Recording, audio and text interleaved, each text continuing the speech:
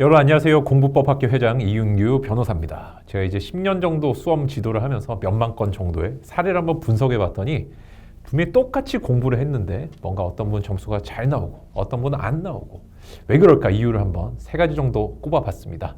첫째는 공부 끝난 직후에 이제 공부가 끝났다는 거는 이 전체 내가 오늘 공부할 50분이나 1시간, 2시간의 분량이 끝났다는 게 아니라 여기 문제 한 문제를 풀었든 아니면 한 단락을 읽었든 어쨌든 다음 단락으로 이제 넘어갈 때 있잖아요. 이때 내용을 압축을 하지 않는 분들, 이게 이제 첫 번째 좀 문제점이고요. 두 번째는 내가 기출 분석이란 말을 정말 많이 들어봤어요. 근데 이거를 내 마음대로 해석해가지고 진짜 과거의 기출만 자꾸 분석하고 그걸 눈에 바르는 분들. 기출은 사실 미래를 위한 예측이 돼야 되는데 이 방법을 모르는 분들이 또 실수를 좀 많이 하시는 경우가 있습니다. 세 번째로는 실전 연습을 주로 하지 않고 프랙티스만 하시는 분들이 있어요. 실제 실전 연습 같은 경우는 한 7대 3에서 한 6대 4 정도의 비율로 이제 점차적으로 이제 공부 기간이 길어지거나 아니면 시험에 다가올수록 늘려야 되는데 요거를 안 하시는 경우도 좀 문제가 많이 발생합니다. 첫 번째 경우부터 제가 자세하게 한번 다시 설명을 드려보겠습니다. 일단 처음으로는 공부 끝난 직후에 압축하지 않는 경우라고 했는데요. 다시 한번 제가 오해하시지 않도록 말씀을 드리면은 1시간이나 2시간, 3시간 공부가 끝났을 때 압축하는 게 아니에요. 우리가 인풋할 때 이렇게 쓱 머릿속에 눈 속에 또는 귀 속으로 뭐가 들어오잖아요. 이거를 자꾸 풋하고 다음 걸 또 인하고 풋하고 인풋 이렇게 반복이 돼야 되는데 그냥 입만 쭉 하시거나 눈알로 하거나 또는 귀로 읽거나 하시면서 흘려보내시는 분들이 있단 말이에요. 근데 우리가 인풋할 때 가장 중요한 거는 내가 머릿속에 잘 정착이 됐는지를 확인해 보는 작업입니다. 근데 우리가 요즘에 챗 GPT 많이 써보셨죠? 이 챗 GPT의 원리가 말하자면 이게 다음말 읽기 같은 거예요. 질문에 대한 답을 얘가 해주는 건데 가장 확률이 높은 거 있잖아요. 데이터베이스를 쭉 가동해가지고 여기서 이제 내가 딱 떠올리는 건데 여러분들이 내가 챗 GPT라고 생각하시고 어떤 인을 했다라는 생각이 들면은 한 문제를 푸시든 한 단락을 읽으시든 아니면은 내가 좀 이해가 안 되는 문장을 열심히 한 문장, 두 문장을 읽으셨다고 하더라도 잠시 거기서 스스로에게 질문을 던지는 습관을 좀 들여봐 주시면 좋겠습니다.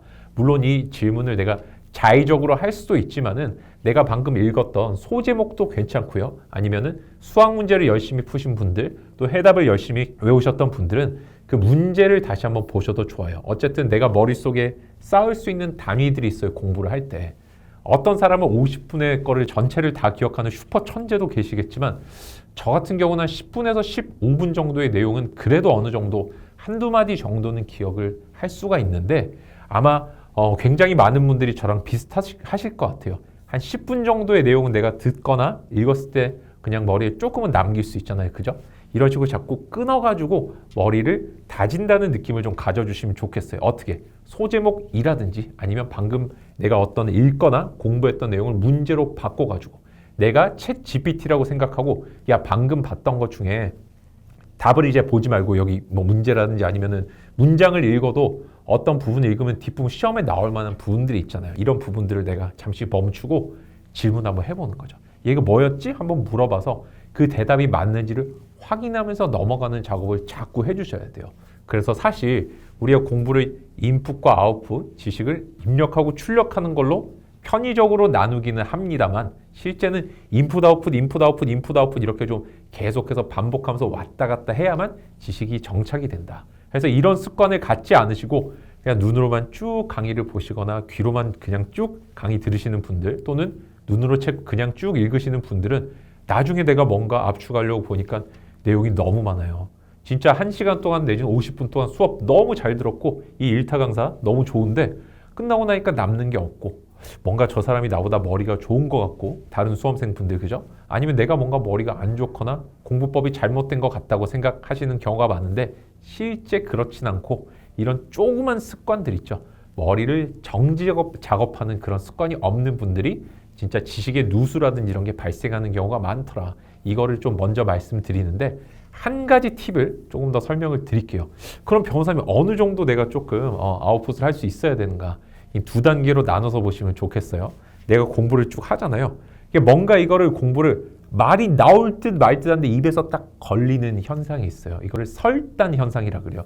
이 이 혀를 설이라 그러잖아요. 그죠? 그 다음에 단자 끊어진다, 절단하다 그 뜻인데 뭔가 입에 나올 듯 말 듯한 그 상태까지만 딱 공부를 해주세요. 일단 처음에 볼 때는. 그러다가 쭉 그렇게 전체를 봐요. 그러니까 누가 뭔가 나한테 물어보면 대답은 아직 못해요.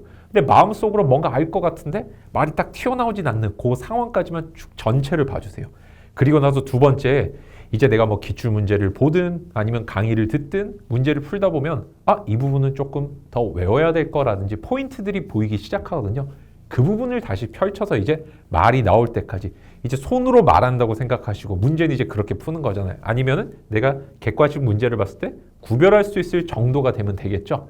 이 단계까지 두 개를 나눠가지고 전체를 한번 만드는 작업과 그 전체를 다듬는 과정 2단계 아웃풋을 해주시면 좋겠다 이렇게 말씀을 드리고 싶습니다. 자, 두 번째로 수험생분들이 또 공부를 은근히 망치는 케이스가 바로 기출 분석에 대한 겁니다. 사실 우리가 수험가에서 어떤 용어를 쓸 때는 주의를 조금 해줘야 됩니다. 왜냐하면은 기출 분석이라고 했을 때 이게 무슨 사전에 나오는 것도 아니고 그죠? 실제 이게 교육학이라든지 공부법에 있는 말도 아니에요. 그러니까 어떤 행위를 통칭하는 말인데 굉장히 오용되거나 남용되는 경우가 많더라는 거예요. 그래서 어떻게 하시면 되냐면은 기출 분석을 하는 이유는 사실은 과거잖아요, 기출은. 그래서 일본에서는 이걸 과거 시험 이렇게 부르는데 우리가 생각하는 그 과거 시험 말고요. 이제 과거에 나왔던 시험이다. 이런 식으로 얘기를 하는데 이 기출은 이미 기자를 쓰잖아요. 그죠? 도대체 왜 보는 걸까요? 내가 미래 시험 치는데 왜 과거 시험을 보는 거냐면 미래 시험을 예측하기 위해서 그렇습니다. 예측이 너무 중요한 거예요. 근데 기출은 확률상 계속 나왔고 그 다음에 좀 쉬운 문제 같은 경우에는 올해도 또 나올 확률이 있기 때문에 얘를 봄으로써 과거의 자료를 통해서 미래를 예측하는 거예요. 자, 그래서 포인트는 뭘까요? 여러분들이 아무리 기출을 열심히 보시고 아무리 지문을 열심히 외우셔도 내가 뭐가 나올지에 대한 감이 생기지 않는다면 거기에 대한 목표를 갖고 있지 않는다면 그거는 잘못된 공부라는 거예요. 현재 여러분이 보시는 어떤 교과 과목이 너무너무 어렵다는 생각이 드신다면 여러분들이 뭐 운전면허 시험도 좋고요. 아니면 조금 더 난이도가 낮은 시험들을 한번 보시면서 요거 시험에 나오겠다 안 나오겠다 한번 찍어보는 연습을 자꾸 해보세요. 이런 습관들이 자꾸 드시면서 이런 방식적인 게 내가 체화가 되면은 내가 공부하는 것들도 시험에 나올지 안 나올지를 좀 가릴 수 있게 됩니다. 그래서 최근에 제가 이제 집중관리반 운영을 하고 있는데 어떤 분이 이렇게 질문을 하시더라고요. 변호사님, 제가 이제 기본서 정독을 끝내고요. 뭐 내지는 강의를 다 듣고요. 기출 분석으로 들어왔는데요. 무슨 말인지 하나도 모르겠습니다. 근데 일단은 다 했고요. 그래서 이때 오잉 했어요. 기출 분석을 했는데 내용을 뭔지 모르는데 기출 분석을 하셨다고? 자, 그리고 이제 다시 뭐 책에다가 옮기는 작업을 하려고 합니다. 근데 책에 잘 안 옮겨지고 시간이 오래 걸립니다. 여기서 잘못된 답변은 그러면 책에 옮길 때 무슨 색깔로 해라, 어떻게 생각을 해라 이러겠지만 이건 완전 잘못된 지도고 그게 아니라 기출 분석 자체가 뭔지를 모르고 계신다라고 저는 답변을 솔루션을 드렸어요. 우리가 내가 내용 자체가 이해가 안 되는데 미래에 뭐가 나올지 알 수가 있을까요? 안 되겠죠. 제 영상이라든지 또 시중에 있는 공부법들 그냥 여러분들이 휴리스틱이라고 합니다. 감정적으로 내가 그냥 바로 판단해버리는 방식인데 이런 공부법 이런 거 아닐까 해서 지레 짐작을 하시는 경우들이 많은데 기출 분석은 기본적인 내용이나 개념을 모르는 상태에서 불가능합니다. 어떻게 그게 될까요? 그죠? 좋은 해설이 딸려있는 기출 문제집이거나 얘를 많이 봤거나 아니면 기본 강의를 들었거나 아니면 그보다 더 내용을 압축시켜서 책 맨 앞에 있는 목차를 보면서 개념 부분만 발췌독을 했거나 어떤 수를 써서라도 내가 영어 독해를 하고 싶거나 말을 하고 싶으면 알파벳 정도는 알아야 될 거 아니에요. 기본 문법은 알아야 되겠죠. 이 정도의 지식은 당연히 가지고 있어야겠죠. 그래서 이거를 할 줄 아는 상태에서 기출 해설을 보시면서 요런 문제가 출제됐네. 여기서 세 가지 포인트를 조금 봐주셔야 되는데 첫째, 이 문제가 얼마나 자주 출제가 됐는지 봐주셔야 되고 두 번째, 이 문제의 난이도를 봐주셔야 돼요.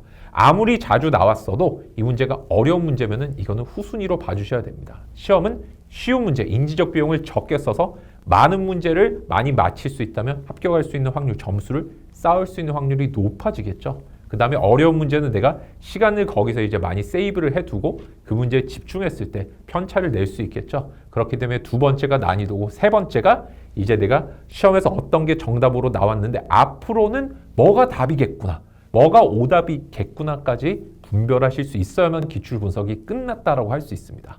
여러분들 어때요? 이렇게 우리가 기출 분석이란 걸 보고 나니까 기출 분석을 하려면 당연히 기본적인 내용은 모두 이해할 수 있어야 되고 기출문제에 나온 정도는 내가 혀에서 끊어지든 말로 튀어나오든 어느 정도 설명할 수 있는 상태가 돼야 된다는 거 아시겠죠? 그래서 사실 첫 번째 문제점과 두 번째 문제점을 가장 많이 가지고 계시고 그냥 여러분들께서 가장 시험이 안 되는 케이스가 바로 이겁니다. 그냥 기출지문만 달달달달 외우시는 거예요. 이건 아무 의미가 없어요. 제가 한번 3가지 유형의 시험이 존재한다는 영상 한번 만든 적이 있었는데 지문 그 자체만 외우면 되는 거는 운전면허 시험이나 몇 가지 시험이 안 돼요. 기본적으로 해설을 내가 이해할 수 있고 해설의 중요 부분, 왜 답이 되는지 중심 논리까지는 내가 이해하고 외울 수 있는 정도가 돼야만 많은 분들이 치시는 자격증 시험이나 공무원 시험에 합격을 하실 수가 있습니다. 수능이라든지 그보다 높은 법원행시 변호사 시험 같은 고난이도 시험 같은 경우는 내가 해설 외우는 정도로는 안 되고요. 이거를 진짜 완전히 이해해서 앞으로 나올 문제까지 어느 정도 해설해 낼 수 있는 수준이 되어야 합니다. 그래서 여러분들께서 여러분들에게 필요한 공부의 정도를 어떻게 가늠하는지 이것도 다시 한번 생각을 해 보시면 좋겠고요. 마지막으로 여러분들께 3번째 좀 문제점을 말씀드리고 싶은 게 우리가 프랙티스랑 트레이닝을 구별하지 않는 경우들이 굉장히 많다는 겁니다. 프랙티스는 뭐냐면요. 이제 미국의 유명한 여자 축구 선수분이 있습니다. 미국 역사상 최고의 선수인데 이 이름이 마리 앵이었나? 제가 정확하게 기억이 안 나는데 제가 이런 기억력으로 기억법책을 썼는데 어쨌든 그 선수분이 이런 얘기를 했어요. 프랙티스랑 트레이닝은 다르다. 프랙티스는 그냥 나의 부족한 부분을 채우는 거고 트레이닝은 실전 연습이다. 실전과 비슷한 내지는 같은 조건 속에서 최고도의 집중력을 발휘할 수 있게 해준다라고 얘기를 했습니다. 여기서 뭔가 머리를 땅 두드리는 느낌이 드시는 분들이 많이 계실 거라고 생각을 합니다. 평소에 내가 하고 있는 공부는 정말 편안한 상황 속에서 시간도 잘 안 재고 아니야 변호사님 저는 한 문제에 50초 1분 재고 푸는데요. 그게 중요한 게 아니에요. 여러분들 시험장에서 나한테 엄습한 어떤 불안들이 존재하거든요. 크게 2가지입니다. 첫째는 손에 땀이 난다든지 아니면 이렇게 가슴이 심장이 쿵쿵쿵 뛴다든지 배가 아프다든지 이런 것들이 이제 신체 불안이라고 그래요. 신체 불안. 근데 반면에 야 이거 시험 못 치면 어떡하지? 이거 망하면 어떡하지? 어려운 게 나오면 어떡하지? 이런 걸 인지 불안이라고 합니다. 근데 여러분들이 하나 아셔야 되는 거는 신체 불안은 내 몸의 각성의 정도에 따라서 달라지는 거예요. 이거는 불안이라고 내가 해석하는 게 문제지 나타났다고 문제가 되지 않아요. 어느 정도 적정하게 몸이 땀도 나야 되고요. 내가 문제 풀어야 되는데 졸리고 이러면 어떡해요? 적정한 각성 상태, 몸의 에너지 정도를 유지를 해줘야 되기 때문에 이걸 오히려 끌어내는 것도 실력입니다. 근데 인지불안은 내가 보통 이제 신체 불안은 시험 칠 때 그때 종치기 전부터 좀 불안해져요. 시험장 가서 불안해지기 시작하는데 인지불안은 시험 전부터 좀 시작된다는 거죠. 한 보통 2주 정도 전쯤에 이제 조금 늦으면 그때 시작되고 대부분의 수험생 분들이 시험 치는 기간 내내 인지 불안에 좀 시달리고 있죠. 어쨌든 이 2가지의 이제 불안의 형태들이 있는데 내가 평소에 공부할 때 있잖아요. 이때 그냥 공부하는 거는 프랙티스예요. 아무런 불안을 느끼지 않고 실제 시험장과 전혀 다르게 공부를 한다는 거예요. 이런 분들이 시험장 가면은 완전 패닉에 빠지게 되고 그 다음에 뭔가 멘탈이 부족한가? 그래서 이상한 멘탈 강의 같은 걸 듣습니다. 근데 여러분들 원래 공부법이라는 거는 2개로 나눠요. 1차 기술과 2차 기술로 나뉘는데 암기법이라든지 복습법, 계획법 이런 건 1차 기술이라고 그러고요. 2차 기술이 나의 신체적인 어떤 컨디션을 조절하는 거. 이것도 공부법의 내용이에요. 그래서 여러분들이 내가 멘탈이 평소에 어떻게 하면 공부가 잘 될까라는 그런 멘탈 훈련을 받지 마시고 시험장에서 어떻게 하면 나의 최고도의 어떤 집중력을 발휘할 수 있는가. 이게 이제 신체와 멘탈을 관리할 수 있는 2번째 2차 공부 기술이거든요. 여기에 집중을 해주셔야 됩니다. 여러 가지 이제 방법들이 있고 여러분들이 사실 그런 영상 재미없어 하셔가지고 제가 많이 안 올렸는데 앞으로 좀 올려드리겠지만 요체를 좀 말씀을 드리면 실제 시험장과 비슷한 조건을 유지를 해주셔야 돼요. 물론 수능 만점자분들 중에는 어떤 시험장 의자를 그대로 그냥 탁자를 가져와서 공부하신 분도 계셨지만 그런 껍데기가 중요한 게 아니고 물론 그것도 중요하긴 하지만 그게 아니라 시험장에서 내가 자꾸 떨잖아요. 불안하고. 어떤 신체 불안을 느끼는데 이 손이 떨리는 상황 속에서 시험 칠 수 있는가 문제를 이 상황 속에서 50초 안에 풀 수 있는가 훨씬 중요한 거거든요. 평소에 그냥 마음 편하게 엄마가 이은규야 배 하나 먹고 해 이렇게 내가 배 하나 먹고 주워 먹고 문제 풀고 이게 무슨 의미가 있어요. 그거는 프랙티스예요. 프랙티스. 근데 내가 실전 시험을 대비한 트레이닝은 잠시 여러분들 눈을 한번 감아보세요. 문제 풀 때 눈 감고 여기는 시험장이야, 시험장이야, 시험장이야, 시험장이야, 시험장이야, 시험장이야. 눈 감아서 자꾸 상상하고 되뇌어보세요. 나에게 어떤 자꾸 말을 한번 걸어보세요. 긴장해, 긴장해, 긴장해 하면 진짜 어느 순간 식은땀이 갑자기 확 날 때가 있어요. 이때 문제 푸는 연습을 해주셔야 됩니다. 저는 시험장에서 너무너무 많이 떠는 스타일이고 신체 불안의 정도가 너무 세져요.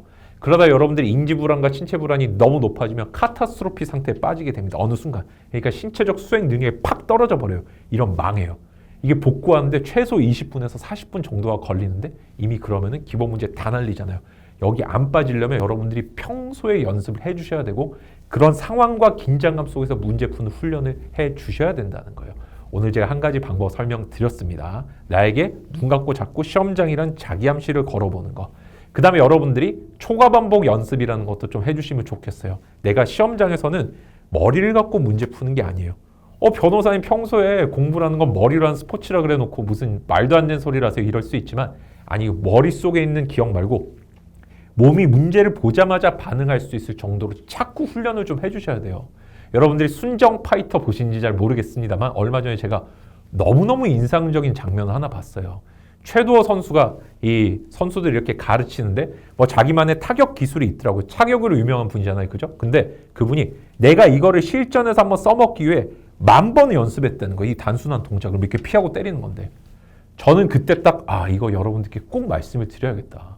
여러분들이 물론 우리 UFC 선수나 격투기 선수나 아니면 시험 치는 사람 똑같아요. 근데 여러분들은 이 같이 내 인생을 걸고 치는 싸움에서 그런 시험에서 어떤 사람은 너무 비장해 보이고 정말 프로답고 10,000번을 연습하는데 여러분들 문제풀이 10,000번 연습하시나요? 거의 10번 정도 보고 그냥 다 봤다고 하는 경우 많지 않나요? 근데 진짜 수도 없이 문제를 10,000번 푸시란 뜻이 아니라 손으로 머릿속으로는 계속 반복하고 또 반복하고 그 순간을 계속 왔다 갔다 하면서 만화 나루토에 보면 츠쿠요미라고 있습니다. 그거를 한번 꼭 보세요. 아니면은 드래곤볼의 시간과 정신과 시간의 방 보면 어쨌든 짧은 기간에 모든 정신을 집중해서 계속 머릿속으로 문제 푸는 시뮬레이션 자꾸 해주셔야 된다는 거예요. 진짜 저는 그래서 우리 격투기 선수분들이 자기 몸 쓰는데 프로 아니에요. 이런 분한테 좀 배워야 됩니다. 스포츠 선수한테 배워야 돼요. 10,000번 연습을 한대요. 그래서 여러분들도 내가 시험장에서 어떻게 문제를 풀지 이거 10,000번 진짜 눈 감고 문제 한번 손으로 풀고 하는데 한계가 있잖아요. 그죠? 10,000번 연습하는 습관 꼭 좀 들여주세요. 이게 초과 반복 연습이라는 개념으로 이미 스포츠 심리학과 공부 기술에 이미 나와 있어요. 그래서 여러분들께서 제가 지금까지 조금 길지만 3가지 기술을 말씀을 드렸는데 이 부분이 부족해서 진짜 내가 너무 아쉽게도 똑같이 노력했는데 성과가 안 나는 경우들이 좀 많았어요. 그래서 여러분들께서 영상을 그냥 흘려가면서 좀 보지 마시고 이 영상도 제대로 인풋하는 어떤 그런 지혜를 좀 발휘해 주시기 바랍니다. 자꾸 좀 보시면서 나에게 부족한 게 뭐였지?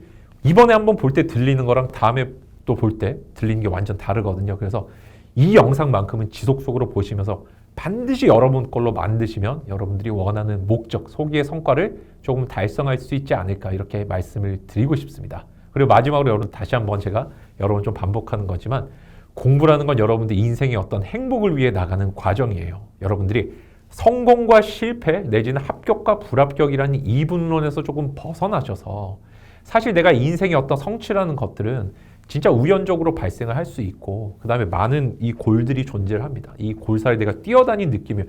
쭉 성공만 하는 사람은 없어요. 쭉 실패만 하는 사람도 없고 정말 중요한 거는 내가 실패의 골짜기에서 성공의 골짜기로 뛰어넘는 내 마음속의 어떤 이런 인식의 패러다임을 전환하는 태도예요. 이걸 용기라고 저는 많이 부르고 있고 그래서 여러분들이 이런 이분법을 좀 벗어버리시고 좋아 나의 인생에는 실패랑 좌절이 있을 수 있어. 그러나 내가 내 인생을 성공, 합격, 행복으로 가는 길로 만들 거야 라는 굳센 용기를 좀 가져달라고 당부를 드리고 싶습니다. 여러분들이 참 많이 힘들고 어려운 상황에 놓여 있으신 거 제가 항상 10분 공감하고 있어요.